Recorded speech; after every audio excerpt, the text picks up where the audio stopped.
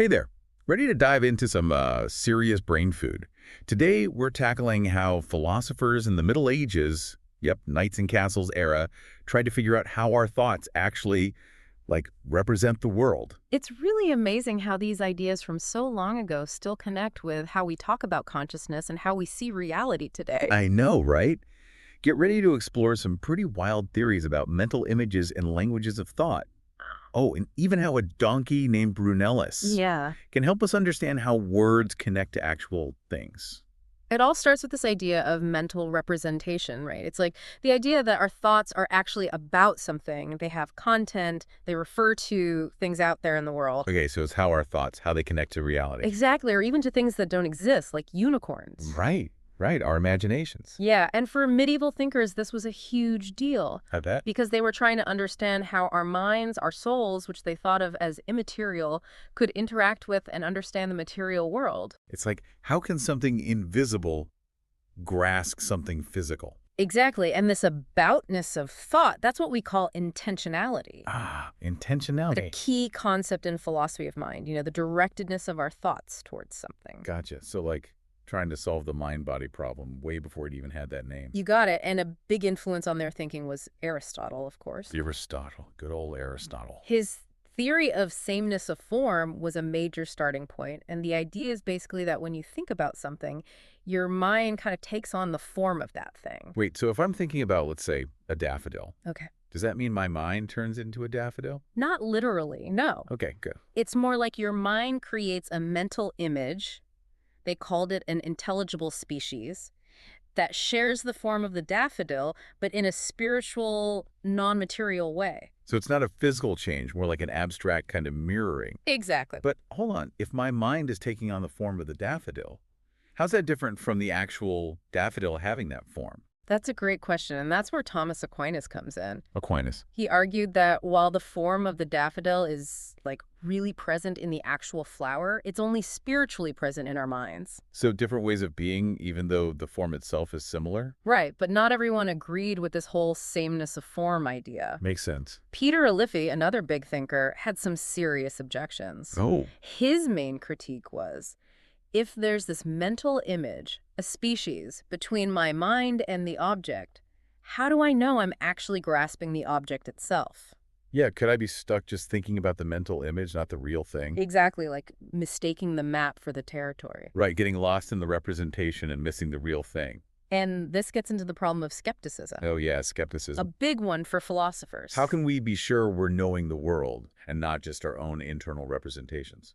Olivier saw these species as potentially creating a barrier between us and the world, opening the door to all sorts of skeptical worries. So we've got Aquinas trying to refine Aristotle, and Olivier raising questions about how mental images connect us to reality. Yeah, that's a good summary. Where do we go from here? Things get even more interesting from here, actually.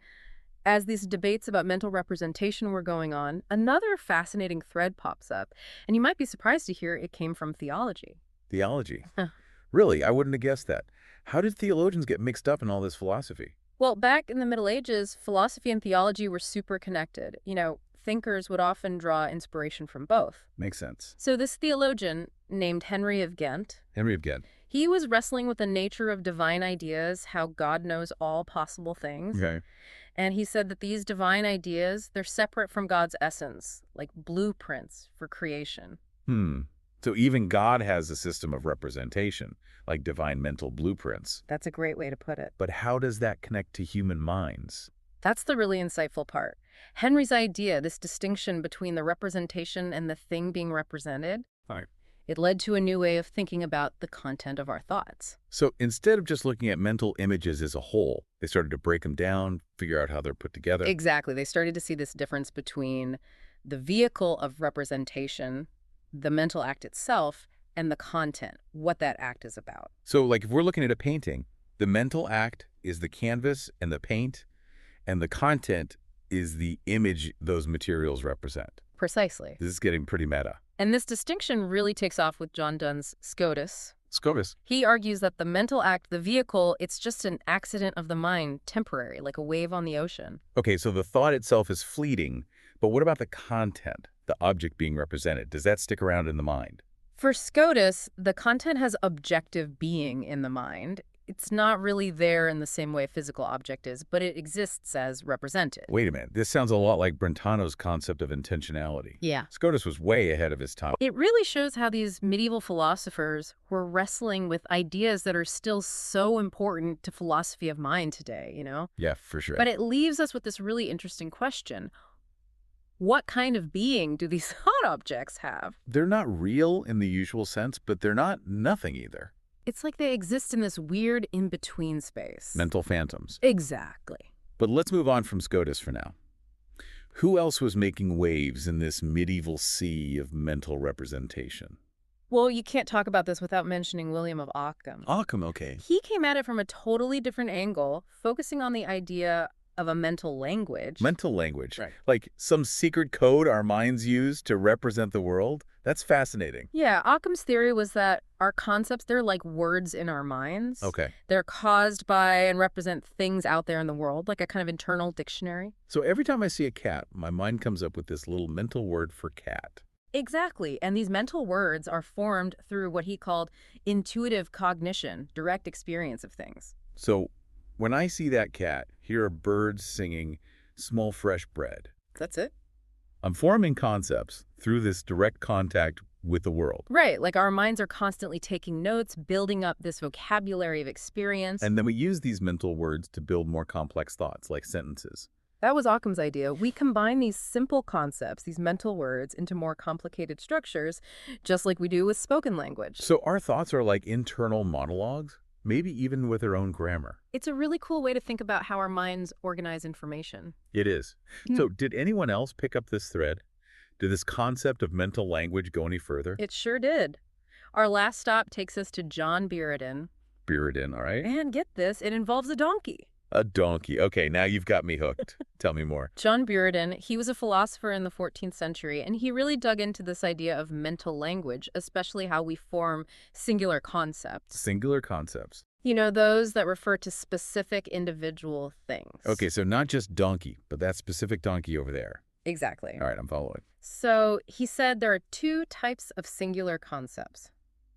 Vague and determinate. Vague and determinate. Okay. Vague concepts come from our initial perception. Like, imagine you see a donkey in the distance. Yeah. At first, you're just like, what's that thing over there? Right, it's blurry. I don't know what it is yet. As you get closer, you get more info. You see it's a body, then an animal, then a donkey. Gotcha. And finally, you recognize it as your old pal Brunellus, the donkey with the messed up ear. Brunellus, haha, we're getting to know this donkey pretty well. So Buridan's saying we build up these determinate concepts from those initial vague impressions. So our minds are like running these identification algorithms, refining our concepts as we get more data. That's a great way to think about it. But what about concepts for things we haven't actually experienced? Like, I've never met Socrates, but I still have a concept of him.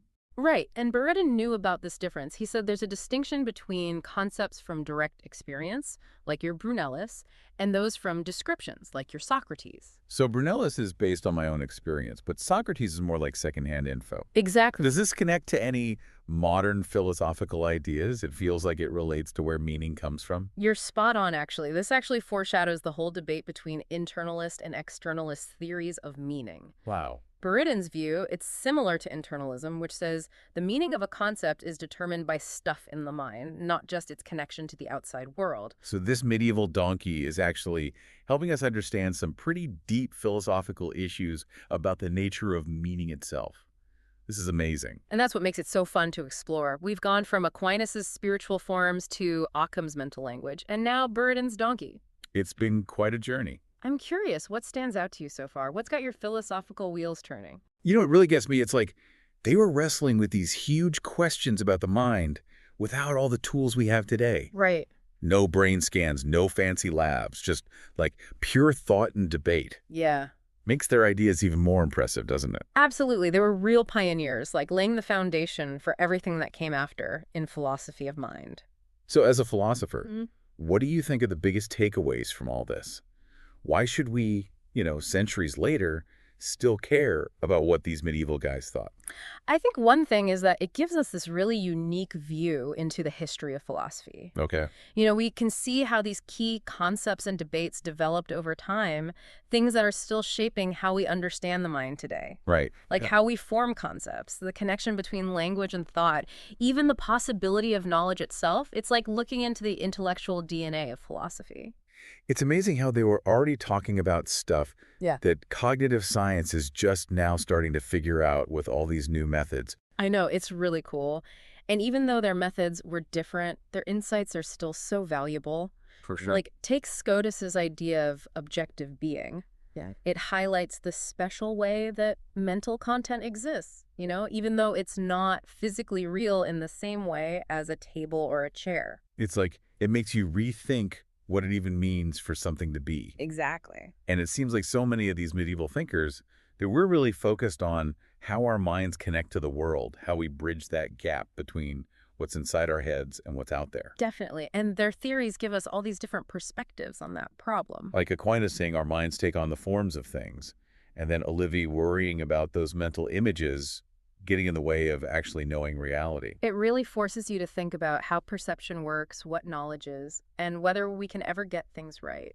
It's interesting how these questions about mental representation tie into those bigger questions about how we know anything at all. Right, it's all connected. Like, if our concepts are shaped by our minds, like Burden said, how can we be sure we're actually understanding the world as it is? That's a huge question, and it's one that philosophers are still debating today. And these medieval guys, they give us all these different ideas to work with as we try to figure it out. Yeah, so it's not just about history. It's about, like, finding new ways to approach these big philosophical puzzles. Exactly. Seeing them from different angles, maybe even coming up with some fresh insights. It reminds us that philosophy is this ongoing conversation. And that talking to these thinkers from the past can help us understand things better today. So, for our listener out there, the philosopher tuning in, Yeah. here's something to think about. We've seen how these medieval thinkers explored the nature of mental representation, from mirroring forms to the complexities of mental language. Right. But they were also wrestling with this even deeper question. Okay. What's the relationship between our thoughts and the world?